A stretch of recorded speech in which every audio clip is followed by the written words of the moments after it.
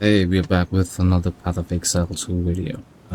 This time it's gonna be a sorcerer's build for you guys. Now, you can call this, an above mid-range build, alright? It's not too expensive, nor is it too cheap. Okay, but you would probably need around 200 to 300 divines to make this build, alright? I'm not gonna use Rakiata, I'm not gonna use Karukan. You can easily go ahead and clear off absolutely juiced up T15s too easily, right? And the survivability for this build is top notch. Okay, now you also can have a pretty expensive version of this build, but I'm gonna show you the average one. Okay, so without further ado, let's quickly hop on to the build. First up, we have our gear, and for the wand, I'm using the Adonia's wand, and you would have to get one with the -1 to maximum power charges, because if you get a +1 to power charges, then you would have even less resistance, which we don't want. So -1 to max power charges, right? Make sure you have around like 20% of casting speed. Okay, make sure you have like +4 to skill or spell skills, +3 over here and +1 obviously.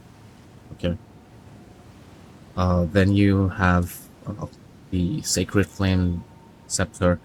The reason I'm using this is to make sure that I can freeze my enemies easily, so that they don't have enough resistance. So this is what I'm using. Okay, make sure you have one with increased spirit, because you're gonna need a lot of spirit for this build. It's basically a spirit build, then you have this body armor, and you have to make sure that you get one with enough mana regeneration. Also, I mean, the reason why I'm using this body armor is because whoever attacks me gonna hit my mana first and then my life, alright? So that gives me that extra added layer of survivability. Okay, and then you have this cap, this helmet, and the reason why I'm using this extra spirit, +100 to spirit. Okay, then we have the boots. All right, all are pretty expensive items, maybe like 10 divines each. All right, then we have this one right here, the gloves. You need a lot of mana regeneration with this build, so I have used 2 mana regeneration gems for this one, for the sockets. And the reason why I'm using this, so that I have enough critical chance, and my critical damage is 250. So these are the charms that I'm using. You can all obviously get a better one. And these are the flask. For the belts, I'm using this one. If you're having too much trouble surviving, you can use this one as well. Okay, but for now I'm using this one. Okay, this is just to give me that boost on my rings. So I have 2 rings here. Okay, I have rarity and resistance on my rings. Okay, this is the other one. Now I'm using this 90 divine amulet. All right, this amulet is a game changer, because it gives you per gem for free. Okay, it grants you Archmage. Okay, you can also get this for cast on elemental ailment. All right, if you can get that, that might be around 120 divines. Okay, if you can get that, really good. If you can't, you can go ahead and get the Archmage as well. All right, make sure you have +4 to all spell skills. Okay, this is a pretty expensive amulet. You need to use this for this build to completely work. Right? Okay, so this is my gear. Next up, my skills. You can see a lot of spirit gems. I'll explain. Right, firstly, Adonia. This one grants me the pinnacle of power skill. Okay, I'll explain what happens. Uh, we have Archmage, we have Spark with these support gems. You will obviously have the build link in the description, so you can go ahead and, you know, check out the gems over there.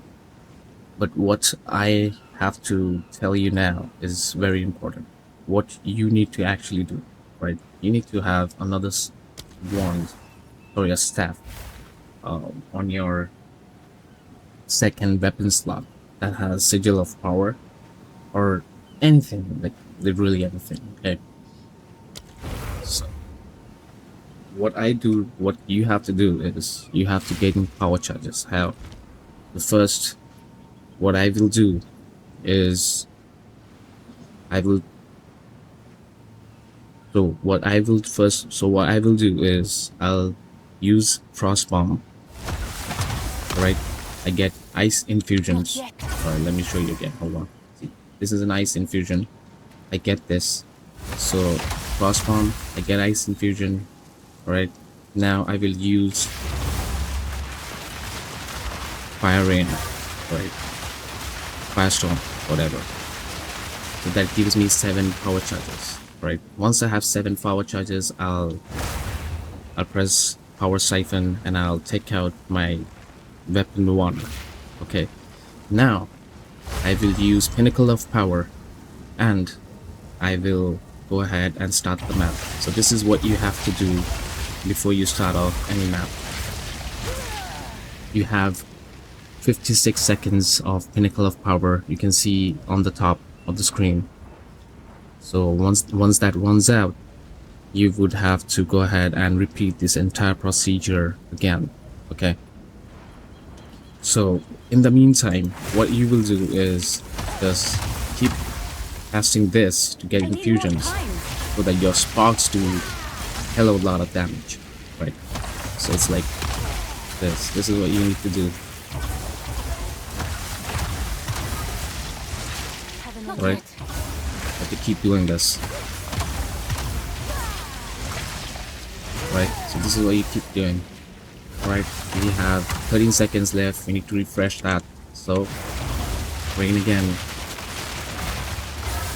power siphon, and now Pinnacle of Power again. So I have a 2-minute boost now, so it will stay on for 2 minutes and I'll keep doing it again. Right, so this is how you actually do it. Now, so when we use Firestorm is the only thing that we have on our weapon 2, right?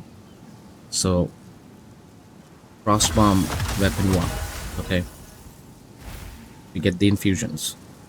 Firestorm weapon 2, Power Siphon weapon 1, and then Pinnacle of Power weapon 1, right? Only Firestorm should be on weapon 2. So all you have to do is click this arrow and make sure that you have selected this on weapon 2. And let's say for this one here, Pinnacle of Power, right, it's obviously for weapon 1. Let's say for Spark, I have selected weapon 1, so that whenever I use Spark, it automatically shifts to weapon 1, right? And yeah, Elemental Conflux, Mana Remnants, alright. So these are all these spirit gems that I'm using with this build. You need Arctic Armor as well with Freeze. This is gonna give you a little bit of protection. From my skill gems, you can see I have cast on Ailment and cast on Critical. For cast on Critical, I have Comet. The lower the level of your Comet, the more mana efficient your build will be. And then you have Arc, right? So these are the support gems. Alright, you can obviously check the link for that. Right, and next up will be your skill tree. So this is my Ascendancy Stormweaver, of course. You go down the left path and then you take the top one like this. Now the skill tree is a little confusing, so you need to go ahead and check the middle link over here, but I'll still explain. You have to go over here, get some cast speed, go straight up. Now from here we go left. Alright, you go left till here, Now, whenever there is a power charge related node, we'll use our weapon 2. Okay, so we'll change this to weapon 2 and we'll take these nodes over here. All right, and then we'll head up. We'll again take power charges with weapon 2 here. Now this one, please build up with weapon 1. All right, anything red is weapon 1, anything green is weapon 2, anything yellow is your general skill points. Okay, you go up here and you get the Eldritch Battery. This is gonna help you, maintain your survivability, so that your energy shield gets converted to mana and you have more mana, right? Next up, you need this jewel. It's the Time Lost Sapphire Jewel, and this is something that you absolutely need for this build. It's around 90 divines. Okay, I told you before, it's gonna be a little expensive, not like the most expensive build out there, but above average for sure. This will help us gain all these nodes, right? Like, let's say, yeah. So this will help us gain extra damage and critical chance for all the nodes that we take. So for every node, every big node that we take over here, we get extra critical chance, mana regen and stuff.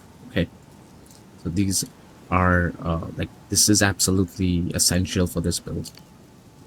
And then we go over to this side, right here, and we again, for weapon 2, we take the power charges. We come down here and use this metamorphosis diamond, and this one again will be very useful for the build, because we're gonna take this one here that makes us more efficient and also regenerates mana faster. Then we're gonna take this one later on. Okay, and we're also gonna take this one, okay, once we level up. I'm currently level 89, so once I reach 91, I would probably have these two. Okay, so this is the passive tree. You can check the passive tree from the build link, because it's a pretty complicated tree, because I'm using both weapon sets, and the tree is designed in a way that would take advantage of both weapon sets. All right, so like you see, all these red ones over here are for weapon 1, and all the power charges are for weapon 2, because when we use our fire rain, we use it on our weapon 2. All right, so yeah, that's for the build. Thank you so much for watching, and I'll see you again in the next one.